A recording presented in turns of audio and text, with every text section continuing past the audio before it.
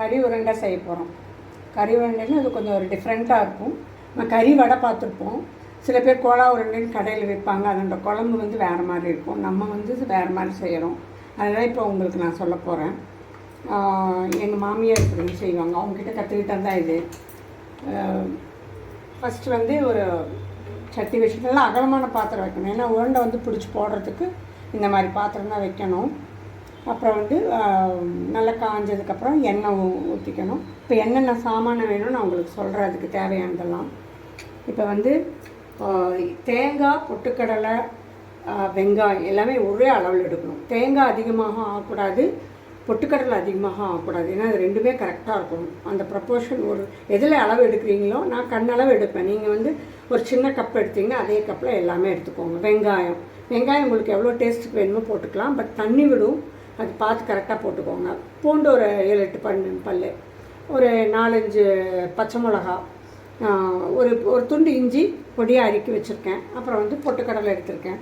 இன்னொன்று வந்து பட்டை, கிராம்பு, சோம்பு, அப்புறம் சீரகம், குருமிளகு. இது மாத்திரம் தான், எல்லாம் கொஞ்சம் கொஞ்சம், அவ்வளோதான். ரொம்ப டேபிள் ஸ்பூன் அப்படியெல்லாம் கிடையாது, ஓரளவுக்கு. இப்போ வந்து நான் வந்து 1/4 கிலோ கொத்துக்கறி எடுத்திருக்கேன். அந்த கொத்துக்கறிக்கு அளவான இதுதான் இப்போ நான் சொல்கிறது. இதில் வந்து நம்ம எதுவுமே எச்சு கம்மியாகாமல் நம்ம போட்டுக்கணும். ஃபஸ்ட்டு வந்து வடைச்சிட்டு வச்சுருக்கேன். எண்ணெய் ஊற்றிக்கலாம்.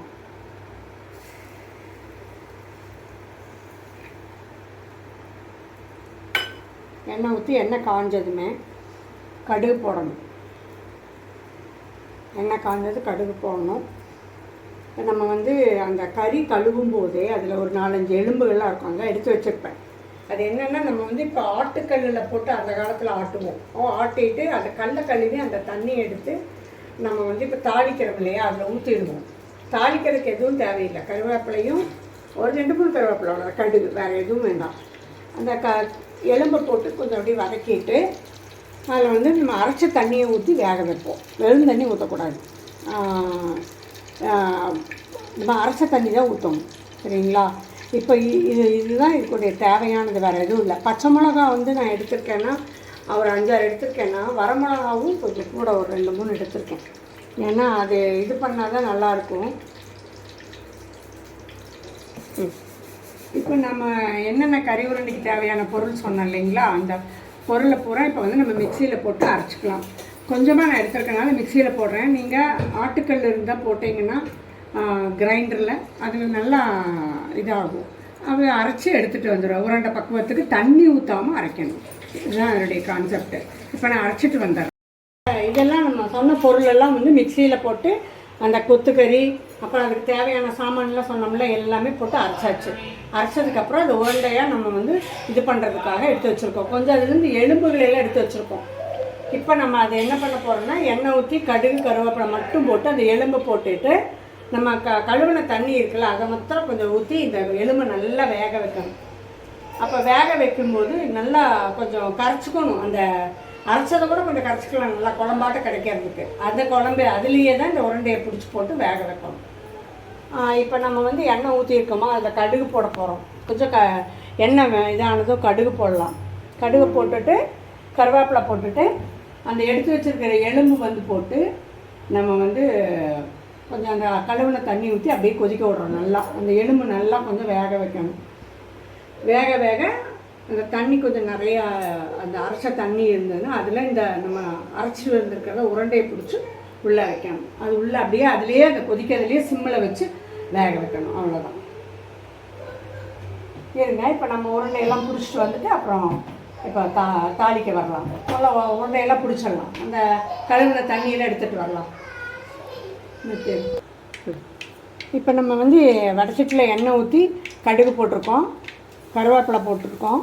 போட்டு இந்த எலும்பு இருக்குது இல்லைங்களா, எடுத்து வச்சோம்ல, அந்த எலும்பை வந்து ஒரு தடவை எண்ணெயில் போட்டு சும்மா அப்படியே வதக்கி விட்டுட்டு நல்லா வதக்கி விட்டுட்டு இப்போ நம்ம வந்து அந்த குழம்பு அரைச்சோம்ல, அதை வந்து சாந்து அந்த தண்ணி அதை எடுத்து வந்து இதில் ஊற்றணும். நான் அரைச்சிருக்கிறதெல்லாம் கொஞ்சம் உருண்டை பிடிக்கணும். அதெல்லாம் உங்களுக்கு காமிட்டேன். இப்போ நம்ம வந்து இதில் வந்து எலும்பு போட்டிருக்கோம் இல்லைங்களா, அது போட்டிருக்கோம். அப்புறம் வந்து கரைச்ச இந்த சாந்து அரைச்சம் இல்லையா, அதனுடைய அரைச்சதில் வந்து கொஞ்சம் குழம்பாட்டை எடுத்து இதில் ஊற்றிக்கணும். இதெல்லாம் இந்த அளவுக்கு ஊற்றிக்கணும். இன்னும் நம்மளுக்கு தண்ணி வேணுன்னா இந்த எலும்பு வேகணும் அதுலேயே. அப்புறம் உருண்டை போடும்போது அதுவும் அதுலேயே வேகணும். அதனால் நம்ம இன்னும் கொஞ்சம் தண்ணி ஊற்றிக்கலாம்.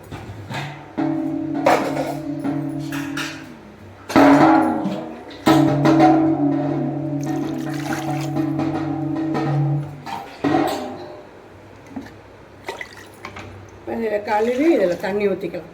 உப்பெல்லாம் நம்ம அதிலே போட்டிருக்கோம். இந்த குழம்புக்கும் அது உப்பு இருக்கும் அதுலேயே, அதனால் அது தேவையில்லை, உப்பெல்லாம் போட வேண்டாம். உப்பெல்லாம் நம்ம அரைக்கிறதுலே போட்டோம். இது நல்லா கொதிக்கணும். அந்த எலும்பு வந்து நல்லா வேகணும். வேகும்போது நம்ம வந்து எடுத்துக்கலாம். கடுகு போட்டு தாளித்து அந்த எலும்பு வந்து அதில் போட்டோம்.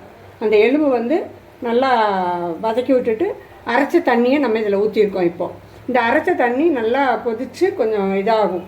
அப்போ நம்ம என்ன பண்ணோம், சட்டியில் நான் வைக்கிறனால அப்படியே சிம்மில் வச்சு அந்த உருண்டைகளை நம்ம பிடிச்சிருக்கோம் பார்த்தீங்களா. இப்போ உருண்டை வந்து நம்ம அரைச்சதுக்கு வந்து பிடிச்சிருக்கோம். அதாவது கொத்து கறியை கொத்தி போட்டிருக்கோம். அதில் அந்த பொருள்லாம் சொன்னாலும் எல்லாம் போட்டு அரைச்சி வச்சுருக்கோம். இப்போ அதை எடுத்து நம்ம வந்து உருண்டையை வந்து அந்த குழம்புல அப்படியே வச்சுட்டு சிம்மில் போட்டுடணும். அப்போது உடையாது, அது நல்லா வேகும். அந்த எலும்பு வேகும்போது இதுவும் வெந்துடும், குழம்பும் கெட்டி ஆகிடும். நம்ம சாப்பிடும்போது இந்த உருண்டையும் சாப்பிட்லாம், அந்த குழம்பும் கொஞ்சம் சாதத்தில் ஊற்றி சாப்பிட்டா நல்லாயிருக்கும். உருண்டையை வந்து இதில் நம்ம எடுத்து போடணும்.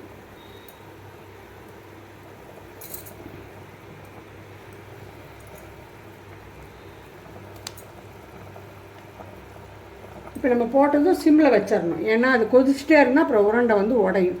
அதனால் உடையாமல் இருக்கிறதுக்காக அப்படியே அழுங்காமல் போட்டு ஒரு 1/4 கிலோவுக்கு 10-12 உருண்டை ஆகும். நம்ம வந்து ஒரு உருண்டையோட அந்த இது வந்து அப்படி ஊற்றிடுறோம். அந்த குழம்பு வந்து கழுவி ஊற்றிடுறோம். அதனால் 10 உருண்டை நல்லா பெரிய உருண்டையாகவே ஆகும். இதை அப்படியே நம்ம வந்து மூடி அப்படியே வச்சிடணும், சிம்மில் வச்சிடணும். அப்போ உங்களுக்கு அந்த கறி வந்து நல்லா வேகும். வேறு குக்கர்லலாம் வைக்க முடியாது. ஒன்றா மண் சட்டியில் அல்லது நல்ல அடி கனமான பாத்திரத்தில் அந்த அரைச்சதை அப்படியே தாளித்து விட்டுட்டு எலும்பெல்லாம் போட்டுட்டு நம்ம அந்த உருண்டையை தனியாக அரைச்சிருக்கோம்னா அதை வந்து இதில் போட்டு அப்படியே மூடி வச்சிடணும். மூடி வச்சுட்டு கிட்டத்தட்ட இது வந்து ஒரு 1/2 hour ஆகும். ஏன்னா கறி வேகணும். அதனால் 1/2 hourக்கு மேலே ஆகும். அதுக்கப்புறம் நான் உங்களுக்கு காமிக்கிறேன் எப்படி அப்படின்னு. இது வந்து மட்டன் இல்லைங்களா, நல்லா வேகணும். அதனால் நம்ம வந்து அந்த எலும்பை போட்டு வேக வச்சுட்டு இந்த குழம்பு அரைச்சதெல்லாம் எடுத்து ஊற்றிட்டு போயிட்டோம். இப்போ வந்து நம்ம 40 நிமிஷம் கழித்து இப்போ திறக்கிறோம். பாருங்கள் எப்படி இருக்கும். குழம்பு வந்து அப்படியே இதாக இருக்கும். இப்போ வந்து நல்லா வெந்திருக்கு குழம்பு. இதை அப்படியே இறக்கி வச்சுட்டு நம்ம இந்த உருண்டையும் சாப்பிட்டு அந்த குழம்பு வந்து நல்லா எண்ணெய் பிரிஞ்சு வருது. இன்னுமே எனக்கு கொஞ்சம் 2 நிமிஷம் கூட வைக்கலாம். அந்த சூட்லேயே இருந்தால் அது அப்படியே இன்னும் கெட்டி ஆகிடும். இப்போ நம்ம இதுவும் நல்லா வெந்திருக்கும். ஏன்னா நம்ம அரைச்சிட்டோம், அப்புறம் வந்து கொத்துக்கறி தானே, அது நல்லா வெந்துடும். அந்த குழம்பையும் ஊற்றி சாப்பிட்லாம், நம்ம அந்த உருண்டையும் வச்சு சாப்பிட்லாம். கரெக்டாக இருக்கும். உப்பு வந்து நீங்கள் வந்து கரெக்டாக போட்டுக்கோங்க. உருண்டையிலையும் போட்டுக்கோங்க. நம்ம வந்து இந்த குழம்பு தாளிக்கும் போது அதுலேயும் கொஞ்சோண்டு லைட்டாக உப்பு போடுங்க. ரொம்ப உப்பு போட்டிங்கன்னா தெரியும். இவ்வளோதான். இதை வந்து மேலே கொத்தமல்லி தழை வேணுன்னா போட்டுக்கலாம். அது உங்கள் சௌகரியம். நம்ம பாரம்பரியமாக செய்கிறதுனால இப்படி தான் செய்வோம். இது வந்து அருமையாக இருக்கும். ஏதோ குழம்பு பண்ணி அதில் இது போடுறதுக்கு மட்டன் அதுலேயே நம்ம செய்யும்போது இன்னும் நல்லா டேஸ்ட்டாக இருக்கும். அவ்வளோதான். பிடிச்சிருந்தா லைக் பண்ணுங்கள்.